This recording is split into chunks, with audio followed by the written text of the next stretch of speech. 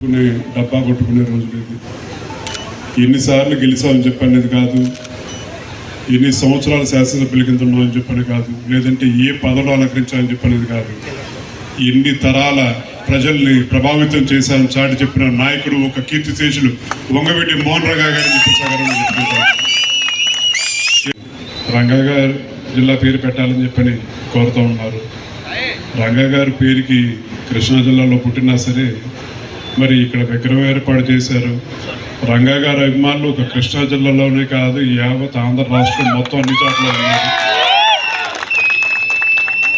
పేరు పెడితే మంచిది, పెట్టకపోయినా సరే మా గుండెల్లో ఉంటామని చెప్పని ఇవాళ విగ్రహం రూపేణా ప్రతి ఒక్కరి అభిమానులందరూ చాటి చెప్తా ఉన్నారు. ఇవాళ కొత్తగా ఎవరు ఆయనకి గుర్తింపు ఇవ్వాల్సిన అవసరం లేదు.